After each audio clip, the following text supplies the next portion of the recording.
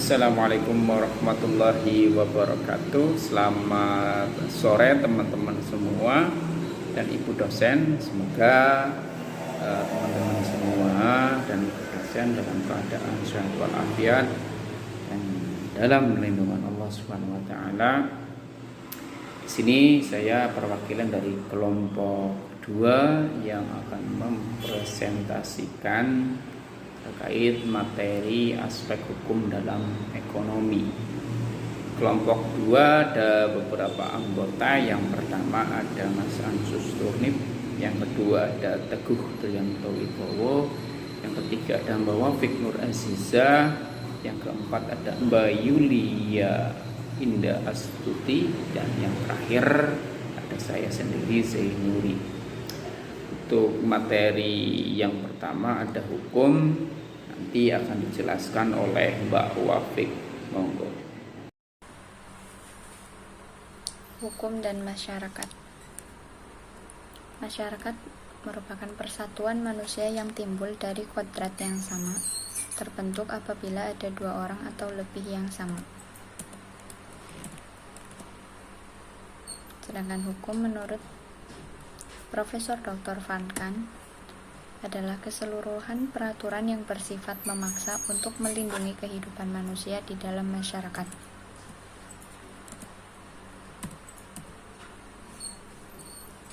Menurut Leon Duguid, hukum adalah aturan tingkah laku masyarakat digunakan pada saat tertentu sebagai jaminan dari kepentingan bersama yang jika dilanggar menimbulkan reaksi bersama terhadap orang yang melakukan pelanggaran itu.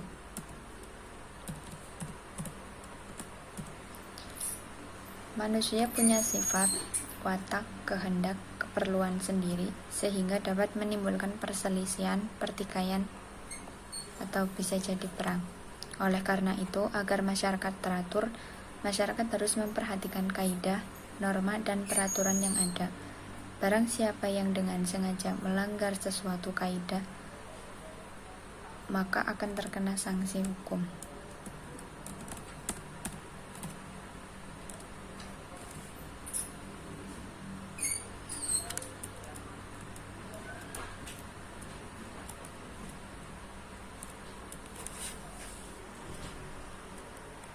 Hukum ekonomi berfungsi mengatur dan membatasi kegiatan-kegiatan ekonomi sehingga pembangunan perekonomian tidak mengabaikan hak dan kepentingan masyarakat.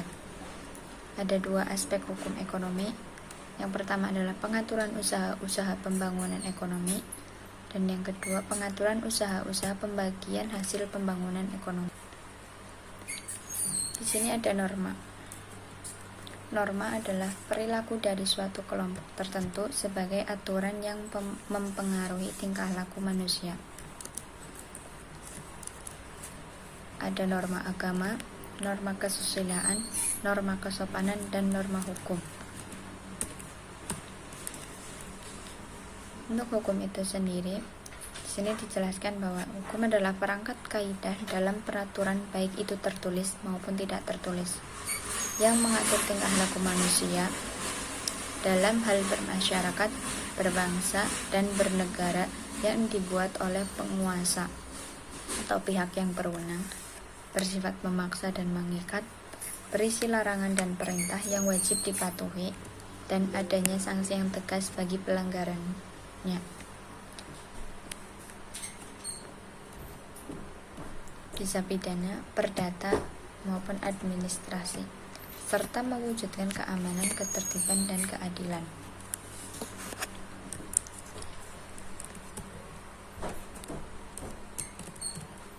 Unsur-unsur hukum. Peraturan mengenai tingkah laku manusia dalam pergaulan hidup. Merupakan peraturan itu diadakan oleh badan-badan resmi. Peraturannya bersifat memaksa. Sanksi terhadap pelanggarannya pun tegas,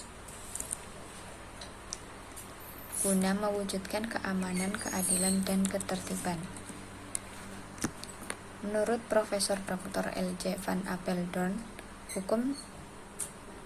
tujuan hukum itu untuk mengatur pergaulan hidup manusia secara damai. Hukum dapat mencapai tujuan mempertahankan perdamaian bila dalam peraturannya terdapat keseimbangan antara kepentingan-kepentingan yang dilindungi.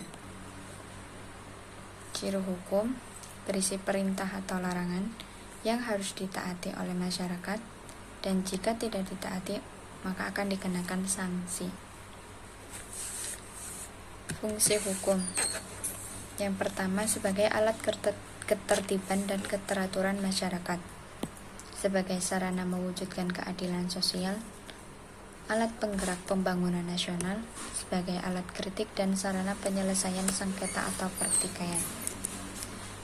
Sumber-sumber hukum ada material dan ada yang formal. Dari material seperti sudut pandang ekonomi, sejarah, dan sosiologi.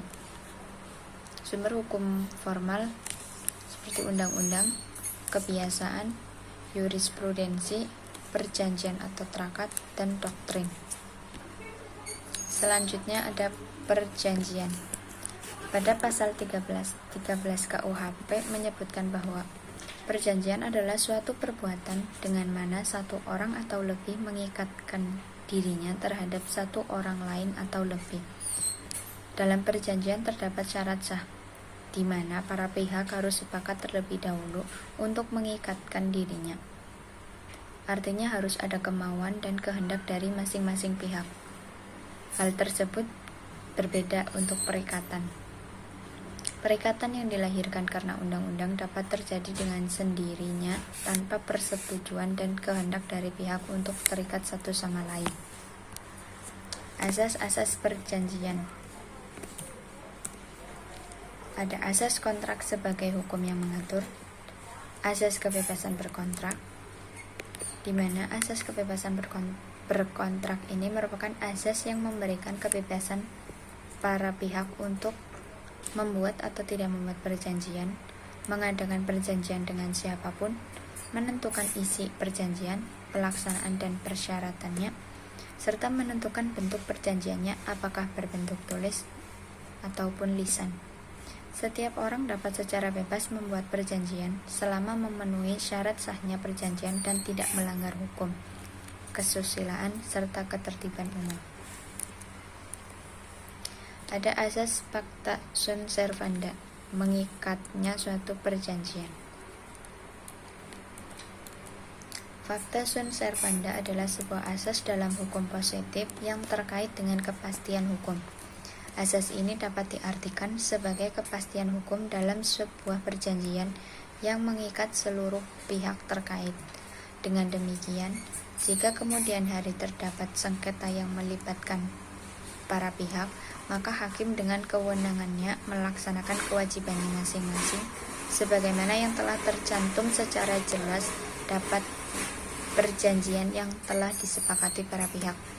Dengan kata lain, akibatnya adanya asas hukum tersebut, dampak atau konsekuensi dari sebuah perjanjian dapat muncul secara jelas dan tidak perlu ditafsirkan. Selanjutnya ada asas konsensualisme. Asas konsensualisme dapat disimpulkan dalam pasal 1320 ayat 1 KUHP. Dalam pasal tersebut, salah satu syarat sahnya perjanjian antara kedua belah pihak. Perjanjian sudah lahir sejak tercapainya kata sepakat. Perjanjian telah mengikat ketika ada kata sepakat dinyatakan atau diucapkan, sehingga tidak perlu lagi formalitas tertentu kecuali dalam hal undang-undang memberikan syarat formalitas tertentu terhadap suatu perjanjian yang mensyaratkan tertulis. Baik, untuk slide selanjutnya ada syarat sahnya perjanjian. Itu ada 4 ya teman-teman yang di slide. Yang pertama ada kata sepakat di antara para pihak. Yang kedua ada kecakapan tertentu. Yang ketiga adanya suatu hal tertentu. Yang keempat adanya suatu sebab yang halal. Bentuk-bentuk perjanjian itu ada 2 teman-teman. Yang pertama tertulis ya. Tertulis biasanya ini lebih yang biasa itu perjanjian tertulis bisa bentuk kredit atau lain sebagainya. Dan yang kedua ada yang tak tertulis atau secara lisan ya. Mungkin ini masih berlaku di masyarakat yang awam ya. Dan selanjutnya ada akibat dari perjanjian ya. Yang pertama ada perjanjian itu mengikat para pihak, sudah tentu ketika perjanjian itu sudah ditangani pada para pihak itu akan mengikat ya, mengikat hak mereka. Yang selanjutnya ada perjanjian tidak dapat ditarik kembali secara sepihak, artinya ketika sudah diresmikan atau sudah ditandatangani di beberapa pihak, artinya ketika mau membatalkan atau reschedule itu harus dirembuk atau dirunding kembali dan tidak bisa diputuskan secara sepihak.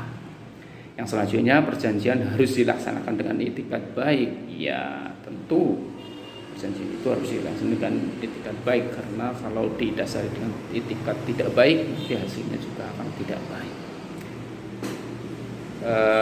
Hapusnya perjanjian itu ada ya, ada sebab hapusnya perjanjian. Ada yang pertama karena pembayaran, mungkin itu perjanjian hutang ya, karena dia sudah melunasi hutangnya maka terhapusnya perjanjian tersebut. Yang kedua adanya penawaran pembayaran tunai yang diikuti dengan penyimpanan atau penitipan ya, ini ada kesepakatan di luar itu, mungkin bayarnya dicicil atau bagaimana, atau nitip separuh-separuh dulu, mungkin itu akan terjadi terhapusnya perjanjian. Yang selanjutnya karena pembaruan hutang. Nah, ini yang mungkin sering terjadi di perkreditan ya, mungkin karena adanya restrukturisasi ataupun reschedule ya untuk perjanjian piutangnya. Yang selanjutnya karena perjumpaan hutang atau kompensasi ya, mungkin dapat kompensasi atau perjumpaan hutang dengan hutang yang lainnya ya. Yang selanjutnya karena percampuran hutang, mungkin disatukan biar tidak bercampur hutangnya, jadi perjanjian yang lama itu sudah terhapus seperti itu. Yang selanjutnya karena pembebasan hutang, mungkin karena pemiliknya sudah menghibahkan seperti itu, jadi nanti perjanjian hutang tersebut itu terhapus karena musnahnya barang atau yang terhutang ya, mungkin karena barangnya yang dihutangkan sudah musnah atau sudah hilang atau bagaimana, itu nanti akan terhapus ya. Ataupun yang terhutangnya sudah tidak ada, mungkin bisa hapus perjanjiannya. Yang selanjutnya karena kebatalan atau pembatalan, ini karena pembatalan ya, atau pembatalan mungkin tidak jadi seperti itu, jadi perjanjiannya tidak dilanjutkan. Untuk selanjutnya akan saya bacakan slide berikutnya, yaitu perusahaan. Perusahaan adalah setiap bentuk badan usaha yang menjalankan setiap jenis usaha yang bersifat tetap dan terus-menerus didirikan, bekerja, serta berkedudukan di wilayah negara Indonesia dengan tujuan memperoleh keuntungan sesuai dengan Undang-Undang Nomor 3 Tahun 1982. Ada 6 unsur-unsur perusahaan. Yang pertama adalah orang perseorangan, badan usaha berbadan hukum, terus-menerus atau tidak terputus-putus. Yang ketiga, terang-terangan. Yang keempat, untuk memperoleh keuntungan atau laba. Yang kelima, dalam bidang barang, jasa atau hak kekayaan intelektual. Yang keenam, berbagai aktivitas perdagangan. Di sini ada perusahaan, berarti ada pengusaha dan pembantunya. Ada pembantu di dalam perusahaan dan ada pembantu di luar perusahaan. Pengusaha dan kewajibannya ada yang diharuskan membuat pembukuan dan mendaftarkan perusahaan. Selanjutnya, bentuk-bentuk badan usaha. Dilihat dari jumlah pemiliknya, ada disebut perorangan ataupun persekutuan. Bentuk usaha badan usaha yang lainnya yang dilihat dari status hukumnya ada badan usaha negara, badan usaha swasta, ada badan usaha berbadan hukum, dan badan usaha bukan berbadan hukum. Bentuk-bentuk perusahaan ada beberapa, diantaranya adalah persekutuan perdata, firma, CV, PT, koperasi, yayasan, dan BUMN di Pasar Bekasi. Sekian dan terima kasih. Demikian pemaparan materi dari kelompok kami, kelompok 2. Apabila dalam penyampaian ada kekurangan, baik di materi maupun presentasinya, kami mohon maaf yang sebesar-besarnya. Kami tutup penyampaian materi ini dengan bacaan hamdalah. Sekian, bila taufiq wal hidayah. Wassalamualaikum warahmatullahi wabarakatuh.